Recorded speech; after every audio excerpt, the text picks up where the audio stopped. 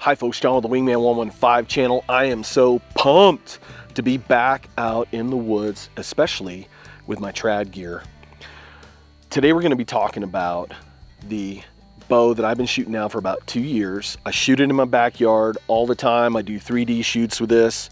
Just an awesome bow. It is the Bear Grizzly, which has the nickname the working man's bow. And when we cut away and do some final thoughts, I'm going to give you a little insight into why this is the working man's bow.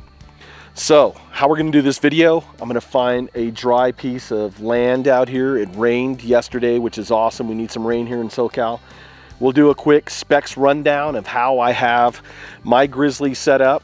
We'll do a little bit of shooting, then we'll come back for some final thoughts on the Bear Grizzly. Come along and join me, folks. It starts now.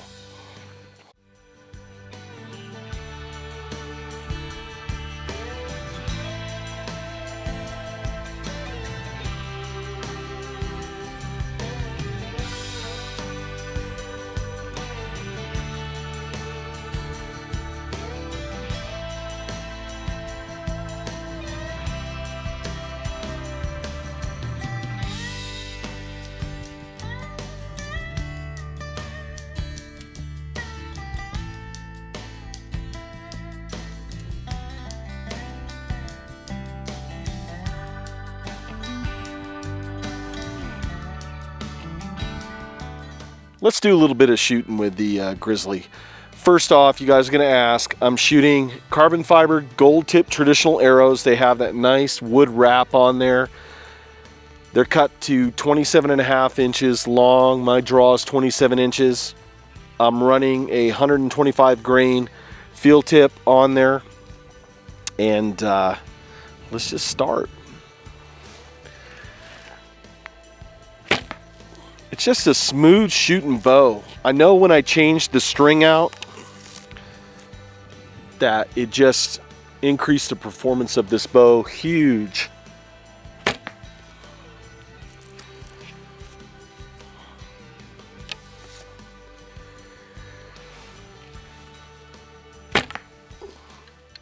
Let's try another round. Normally I come out here if I'm going to be shooting at a ball or I bring a foam target or one of our 3D targets. Normally I'll bring a hip quiver where I'm carrying maybe 10 or 12 arrows. But today, just walking around, doing a little bit of stump shooting. I have a arrow set up with a judo point. That comes in big time when you're out here in this duff where if you lose an arrow here, it is gone underneath inches of just pine needle and debris.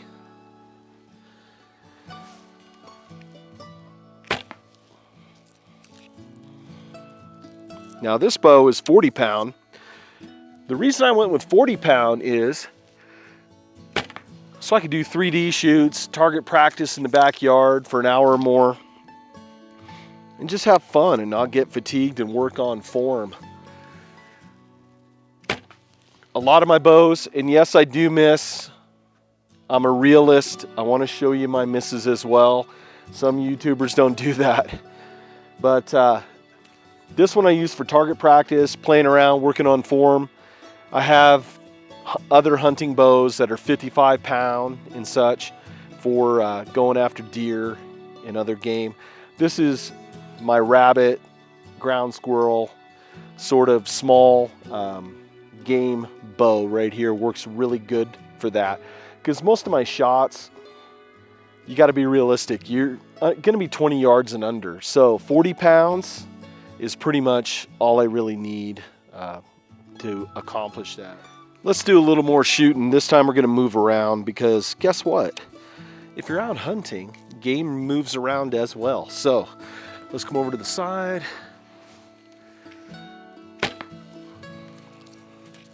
Come on over to this side.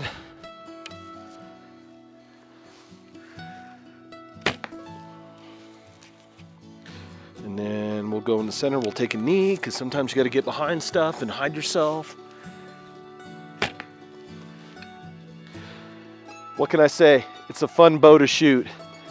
Let's cut away and let's do some final thoughts on the Bear Grizzly.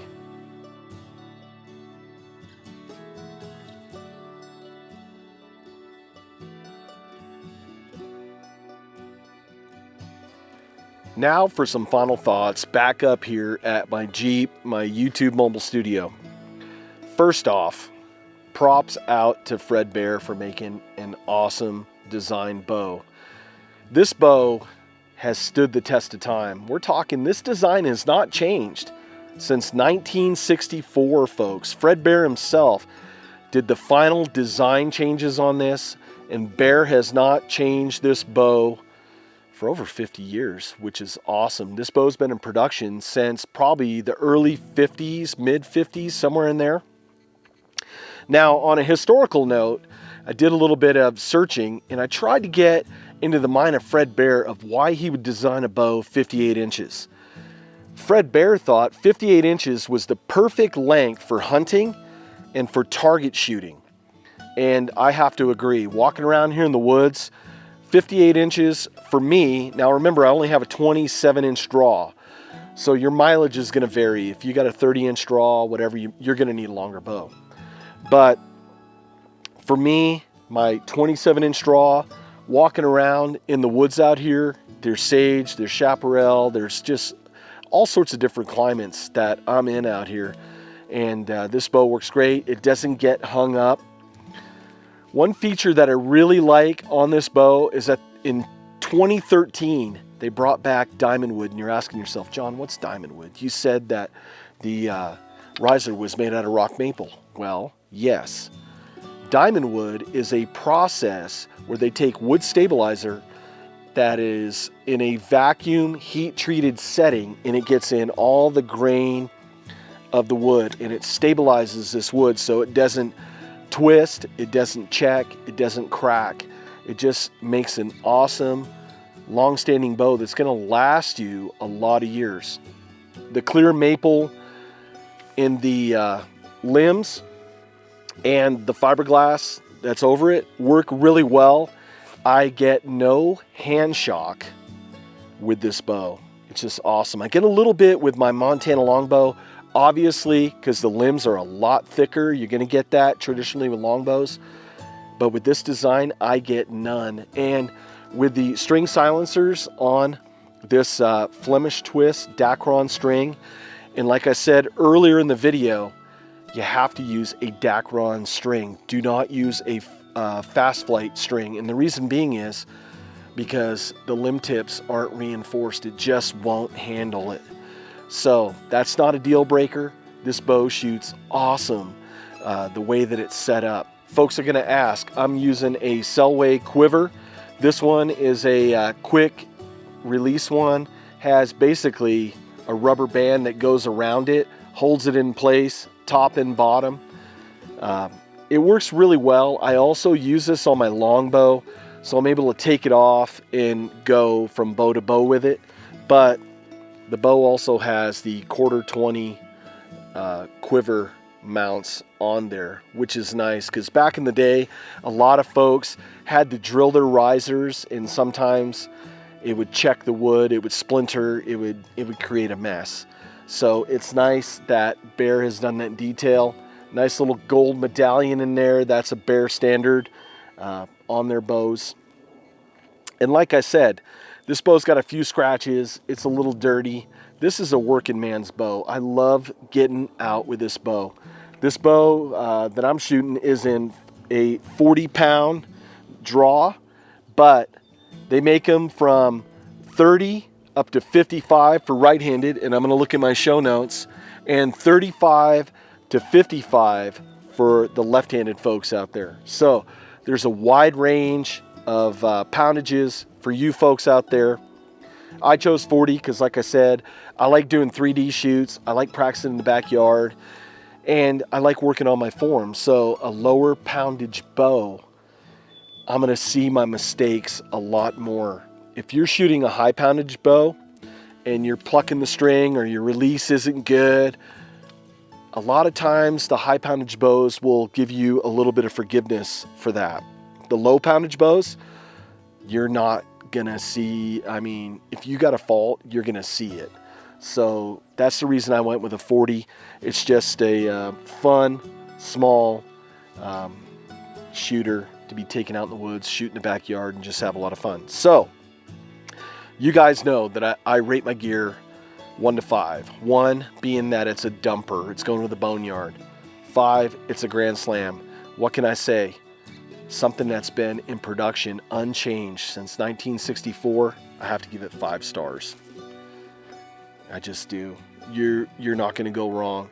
Yeah, you're going to have to invest a little bit of money, about $350 on average if you search the internet. But what I always say, buy once, cry once. This bow is going to last you a very long time.